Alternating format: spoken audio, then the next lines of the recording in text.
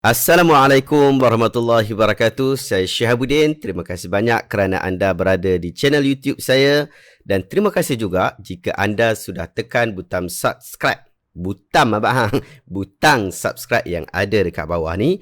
Kalau dah tekan, terima kasih banyak. Kalau belum tekan, tekan butang itu sekarang.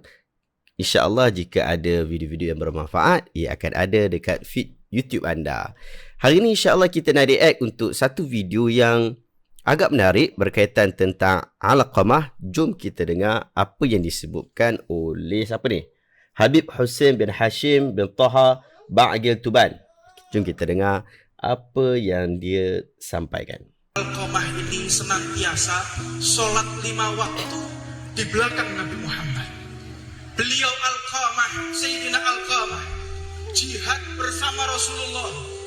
Sholat malamnya tidak pernah ditinggalkan.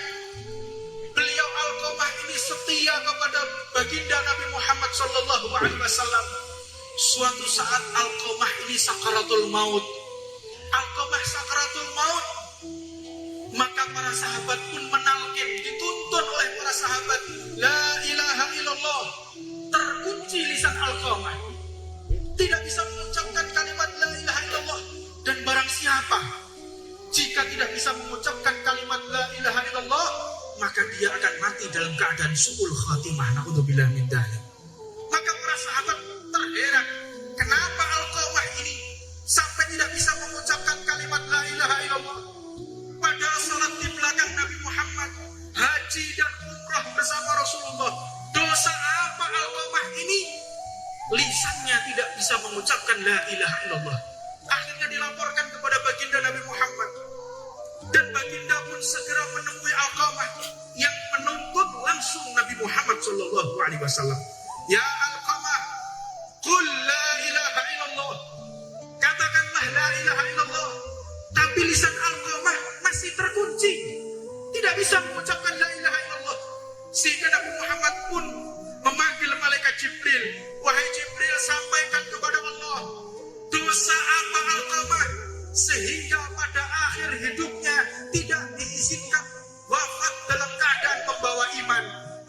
Sampaikan kepada Allah, tanyakan kepada Allah, apa sebab Alqamah tidak diizinkan oleh Allah mengucapkan kalimat la ilaha illallah Muhammad Rasulullah.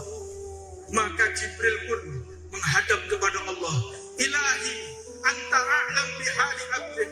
Ya Allah, Engkau tahu apa yang terjadi kepada hamba-Mu, kekasihmu Nabi Muhammad sallallahu alaihi wasallam khawatir kepada sahabatnya yang tidak Engkau izinkan lisannya mengucapkan la ilaha illallah dan tidak Engkau izinkan untuk meninggal membawa imam. Apa sebab ya Allah?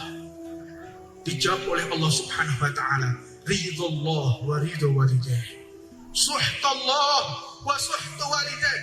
Ridhonya Allah terletak kepada ridhonya orang tua, dan murkanya Allah terletak kepada murkanya orang tua.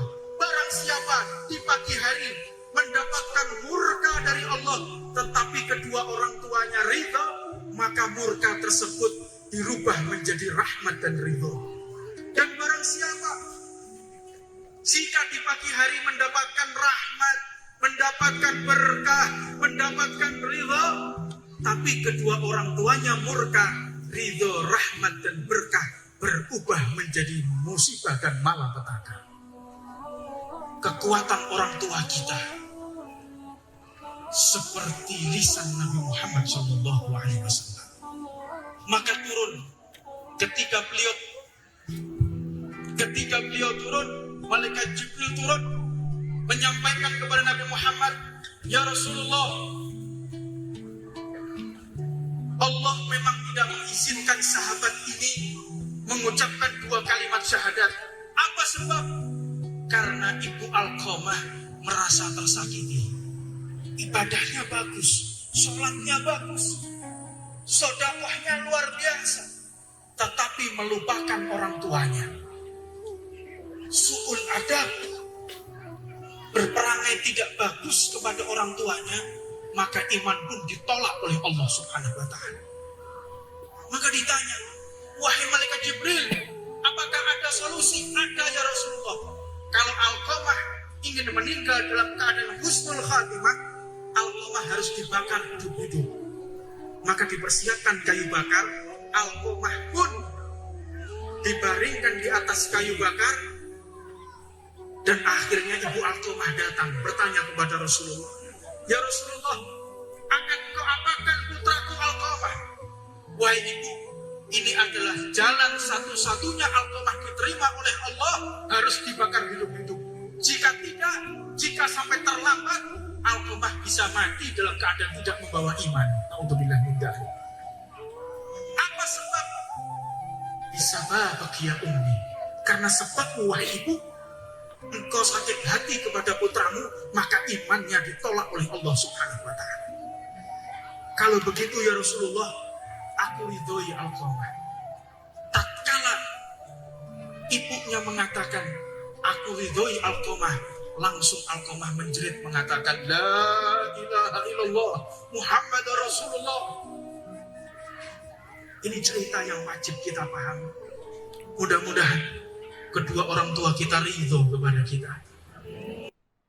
Okey, baik, kita dah dengar apa yang disebutkan oleh siapa ni? Habib Hussein bin Hashim bin Taha Ba'il Tuban. Saya tak berapa nak kenal dengan Habib Hussein ni. Moga Allah Ta'ala berkati dia. Tapi cuma riwayat yang disebut tadi ni bercampur macam merojak Pak Sembok. Oh, bercampur. Daripada hadis yang saya nak react ni berkaitan tentang cerita Alqamah tu, dia pergi campur dengan hadis ridha Allah, ridha walidain dah. Kemudian dia pergi tambah lagi dengan hadis yang tidak direkodkan dalam kitab, iaitu berkaitan tentang perbualan di antara Jibril dengan Allah Azza wa Jalla dan Jibril dengan Nabi Muhammad. Aduh, macam-macam lah. Tapi jom kita mulakan reaction kita pada isu Alqamah saya. Saya ada maksud isu Alqamah je. Kalau nak cerita semua kat situ, terlalu bercampur banyak sangat kisah ni. Terlalu banyak sangat kisah ni.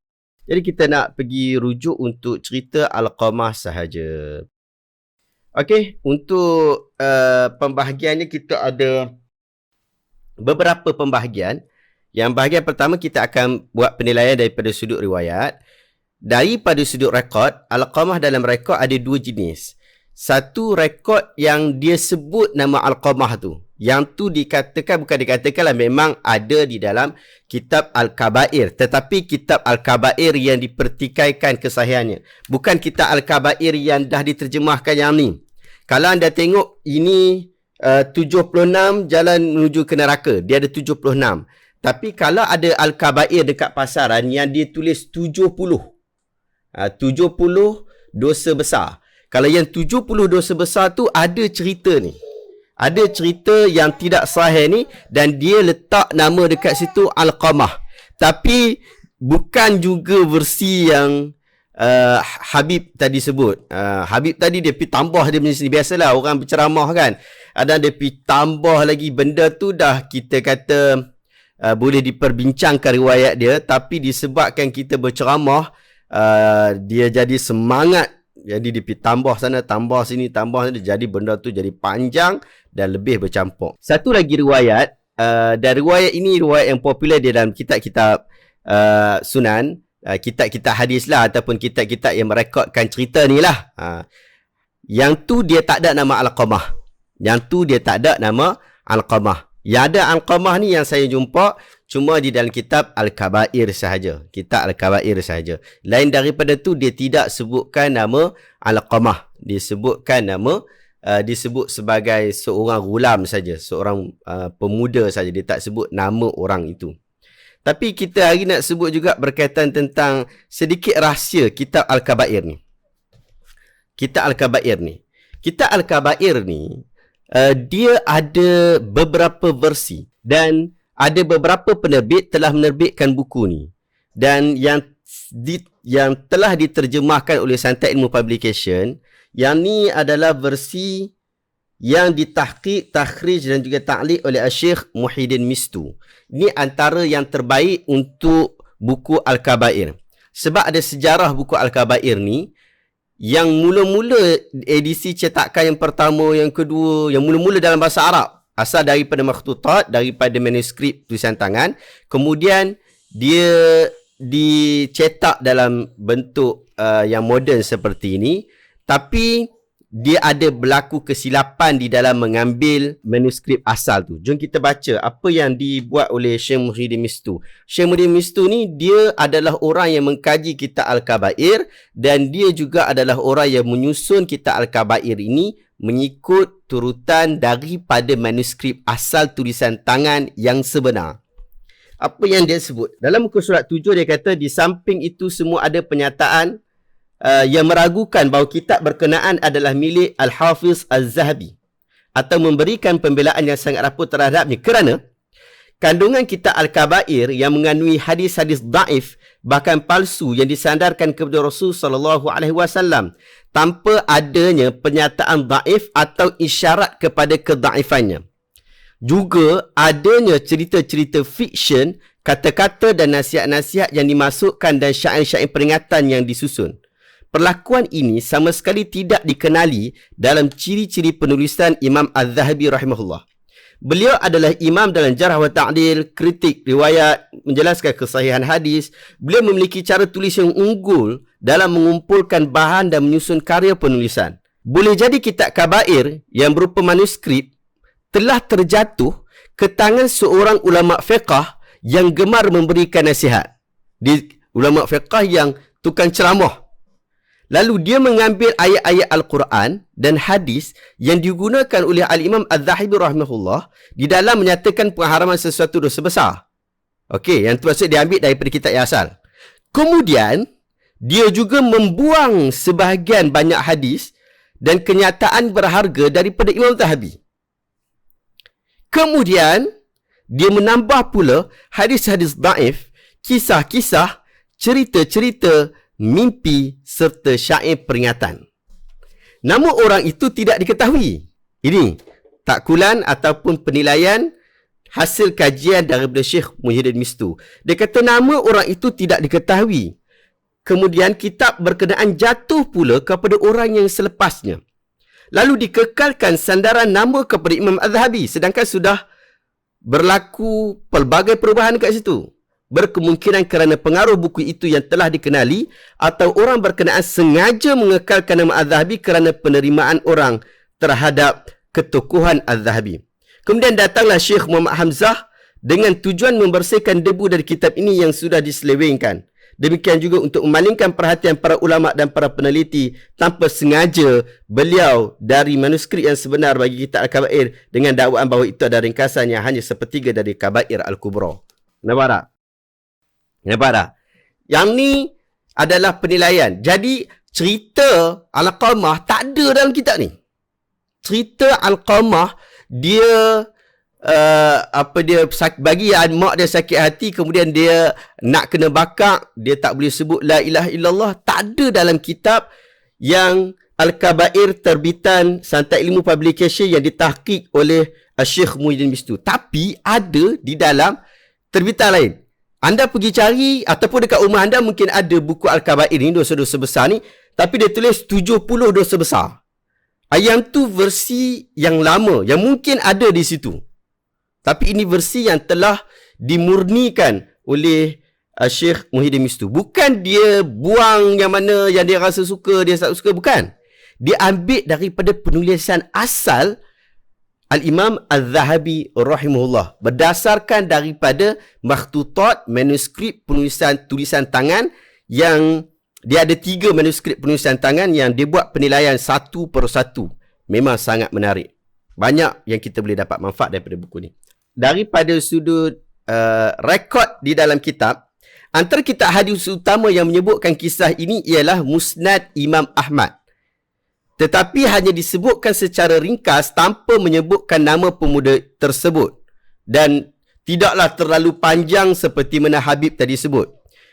Berkata Abu Abdurrahman, anak kepada Imam Ahmad, pada awalnya terdapat dalam kitab ayahku Imam Ahmad hadis yang berbunyi telah diriwayatkan kepada kami oleh Yazid bin Harun, katanya telah meriwayatkan kepada kami oleh Faid bin Abdurrahman, katanya aku mendengar Abdullah bin Abi Aufa berkata. Kemudian disebutkan hadis dan cerita berkenaan. Kata Abu Abdurrahman, berkata ayahku Imam Ahmad bin Hanbal. Dia kata tidak meriwayatkan kepada kami, ayahku Imam Ahmad bin Hanbal tidak meriwayatkan kepada kami hadis ini.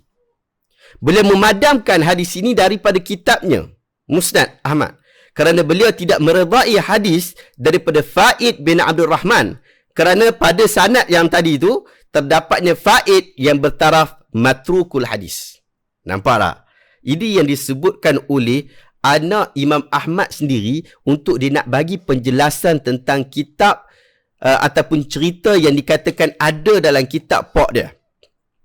Kemudian kita tengok lagi daripada sudut senarai ulama yang menilai hadis ini sebagai dhaif. Daripada sudut dapatan saya tak jumpa seorang pun ulama. Saya tak jumpa. Mungkin anda jumpa. Mungkin anda jumpa. Kalau anda jumpa, anda komen dekat YouTube ni, dekat komen dekat bawah ni. Saya tak jumpa seorang pun ulama kata hadis ni sahih. Bahkan, tak ada seorang pun ulama kata hadis ini dalam tahap kita kata hasan. Tak ada. Tak ada kata hadis ni hasan. Yang kata dhaif, cuma perbincangan pada tahap kedhaifan hadis ini.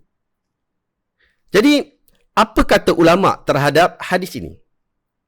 Al-Uqaili masukkan cerita ni di dalam bukunya Ad-Du'afa'ul Kabir dan dia kata hadis ini adalah hadis dhaif. Ibn Jauzi juga, dia kata hadis ini tidak sahih dalam kitab dia Al-Mawdu'at. Ni kitab ni. Al-Mawdu'at. Kitab Al-Mawdu'at. Kitab ni, dia kumpul hadis-hadis palsu. Dalam ni ada hadis-hadis palsu. Imam Ahmad yang kita sebutkan tadi, dia minta anak dia buang dan kita dah sebutkan tadi. Al-Bahaqi dalam kitab Syu'abul Iman, dia kata hadis ini tafarrud pada Faid bin Abu Warqa, Faid bin Abdurrahman Abu Warqa, dan dia ini laisa bil qawi. Dia ni tak kuat lah, dia sudah hadis. Maksud dia dhaif. Az-Zahabi di dalam Tartib Al-Mawdu'at, so dia masukkan cerita ni juga. Asy-Syaukani dalam kitab dia yang ni, Al-Fawaid Al-Majmu'ah. Dalam kitab ni, Al-Fawaid Al-Majmu'ah fil Ahadith Al-Mawdu'ah. Dia kata kat sini, dia kata dalam sanadnya terdapat perawi yang berstatus matruk dan pembohong. Al-Haisami dalam Majmu' Zawaid, dia kata padanya terdapat Faid bin Abu Warqa, seorang yang bertaraf matruk. Kita duk sebut matruk ni. Dan kita pun tahu bahawa daripada sudut hadis, kalau ulama kata dia matruk, maksudnya hadis ini berada dalam kategori dhaif berat. Jom kita tengok madar dia. Madar ni, maksud yang duk pusing-pusing cerita ni, dekat siapa? Kita tak kira lah ambil cerita ni daripada siapa, tapi semua sekali tu punca dia daripada siapa? Punca dia daripada seorang lelaki yang bernama Faid bin Abdurrahman daripada Ibn Abi Aufa. Faid bin Abdurrahman. Madar dia adalah Faid bin bin Abdurrahman. Jadi kita tak ada kira dah.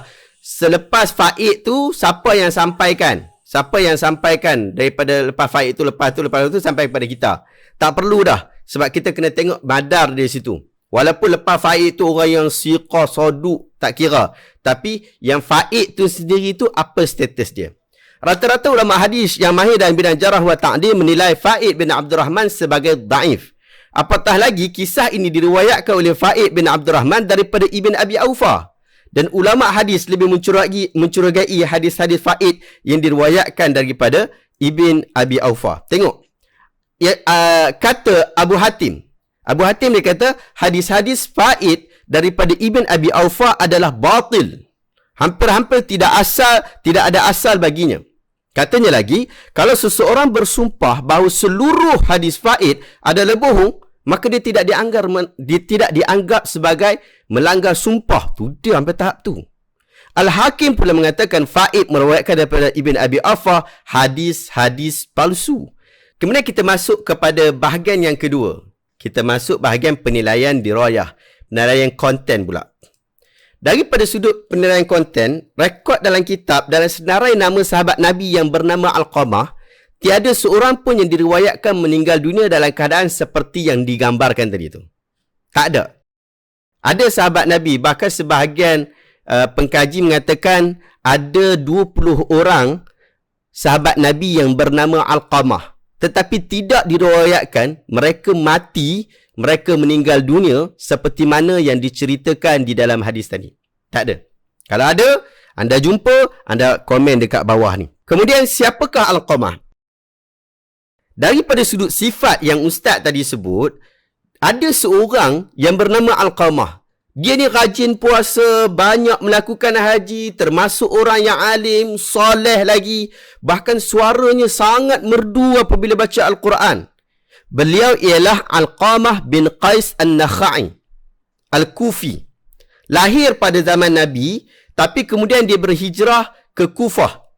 Lalu dia tidak dianggap sebagai sahabat Nabi. Sebab dia memang lahir pada zaman Nabi, tapi dia tidak menuntut ilmu dengan Nabi. Dia tidak berguru dengan Nabi. Dia tidak melazimi untuk duduk dan mengambil manfaat hadis-hadis Nabi SAW terus dengan Nabi.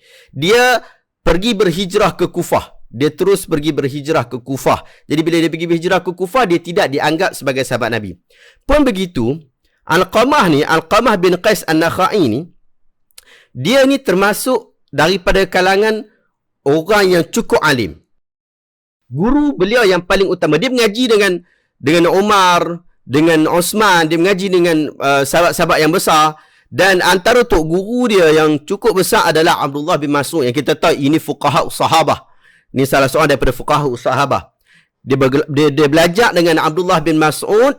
Dan sehingga Ali ibn Madini, seorang ulama hadis, dia kata manusia yang paling mengetahui ilmu Abdullah ibn Mas'ud ialah Alqamah, Ubaidah dan Al-Haris. Yang ni lah. Yang Alqamah ni lah. Bahkan dalam satu riwayat Qabus bin Zibyan, beliau berkata, aku pernah menemui sahabat Nabi yang bertanya kepada Alqamah. Lalu Alqamah memberi fatwa kepada mereka. Alqamah ini meninggal dunia pada tahun 62 Hijrah di Kufah ketika berumur 90 tahun. Jadi, dia bukanlah Alqamah yang cerita tadi. Tapi nak kata, kalau kata orangnya warak dan sebagainya, ya dia yang ni. Tapi dia bukan sahabat Nabi, dia tabi'in kabir. Dia belajar dengan sahabat-sahabat Nabi. Dia bukan sahabat Nabi, tapi dia belajar dengan sahabat Nabi, maka dia dianggap sebagai tabi'in. Tabi'in kabir lah. Tabi'in kabir. Nampak tak?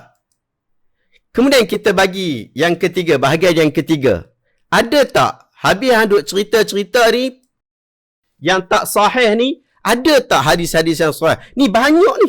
Ni dalam kitab Al-Kabair yang sudah dimurnikan ini oleh Syekh Muhyiddin Mistu ni. Yang buku ni ada hadis-hadis yang sahih yang banyak dicerita berkaitan tentang uququl walidain. Yang ni dalam bab dosa besar yang ke-6, uququl walidain, menderhakai kedua-dua ibu bapa. Hadis-hadis ayat Al-Quran ada, hadis sahih ada, bahkan hadis sahih yang ustaz tadi Habib tadi sebut pun ada. Ridallah fi ridal walid wa sakhatur riba wa sakhatur rabb fi sakhatul walid pun ada juga dekat sini. Jadi yang best dekat sini sebab dia telah disaring oleh ulama moden, maka ada tahqiq dan ta'liq dekat bawah. Jadi kalaulah contoh Imam Az-Zahabi dia tak sebutkan statusnya dekat atas, jadi Syekh Muhyiddin Mistu letakkan dekat bawah. So menarik untuk kita, lagi-lagi kita yang tak berapa nak tahu sangat hadis sahih ke tak sahih ni. Jadi kalau buku macam ni, mudahlah untuk kita. So kalau kita, ini hadis ni, biar betul ni hadis sahih ke tak sahih, tengok bahagian bawah dia kata, sahih rupanya. Ataupun, hadis ni tak sahih rupanya. So, kita boleh jadikan ini sebagai panduan. Buku ni bagus. Dan ada juga cerita yang bagus yang mungkin boleh kita kongsi dalam hadis yang lain juga. Antaranya, Abdullah bin Amr bin Al-As qala jaa rajulun ila an-nabiy sallallahu alaihi wasallam yubayyi'uhu qala ji'tu li ubayyi'aka 'ala al-hijrah wa taraktu abawaya yabkiyan qala farji' ilaihima fa adhikhuma kama abkaitahuma. Daripada Abdullah bin Amr bin Al-As, dia berkata ada seseorang datang bertemu dengan Rasulullah. Kemudian dia kata, aku datang ni demi untuk berbai'ah, mengucapkan tak setia kepadamu untuk berhijrah. Namun aku dah tinggalkan kedua-dua ibu bapaku dalam keadaan mereka menangis. Maka Rasulullah SAW kata, baliklah kepada kedua-dua orang tua kamu, buatlah baik kepada mereka, buatlah bagi mereka tertawa sebagaimana engkau membuat kedua-duanya menangis. Hadis ini sahih di dalam riwayat Imam Ahmad. Syekh Ahmad Syakir kata isnaduhu sahih. Nampak tak? So ada hadis ni ada lebih kurang, tapi kita jangan melampau lah, kita pakai yang ni dah cukup lah. Hadis ni yang sahih dah ada. So kita pakai yang ni cukup lah. Tak payah nak pergi cari pula nama dia ni siapa ke. Kemudian ada tak cerita tambahan ke. Kemudian pergi tambah lagi cerita yang ikut suka hati kita. Janganlah. Hadis dah sebut yang ni. Cerita yang ni kita cerita. Cukup sudah memadai. Kesimpulan kita yang pertama adalah kisah ini sangat bermasalah apabila kita mengaitkan sahabat Nabi tanpa dijelaskan siapa orang tu. Sebab kesan dia akhirnya ia akan menatijahkan sahabat Nabi dianggap sebagai tidak sesuai menjadi ikutan. Dan orang akan kata mereka ini bukanlah anak murid Rasulullah yang sebenar-benarnya. Yang tak bagus. Bahkan mereka ni mementingkan bini sendiri berbanding perasaan mak ayah. Mengenepikan mak ayah. Ia boleh juga menyebabkan orang mengutuk keji sahabat Nabi. Bahkan saya tengok dekat YouTube banyak video-video yang mengaitkan di antara Alqamah ni dengan Malim Kundang lah, si Tanggang lah, dan dia kata inilah contoh anak durhaka. Oh. Sewenang-wenangnya kita kata kepada sahabat Nabi yang kita pun main ikut tembok, main ikut suka hati saja. Bahaya ni. Bahaya ni. Niat yang baik untuk mengajar orang sentiasa menjaga hati mak ayah tidak menghalalkan kita untuk memburukkan sahabat Nabi. Jadi kita perlu bermuhasabah dengan apa yang kita sebutkan dan kita kena pastikan yang kita sebut itu tidak memberikan kesan buruk kepada orang-orang mulia di dalam agama kita. Terima kasih banyak kerana anda sudah menonton. InsyaAllah jika anda rasa video ini bermanfaat, tekan butang share supaya orang lain juga boleh mengetahuinya. Terima kasih banyak. Assalamualaikum warahmatullahi wabarakatuh.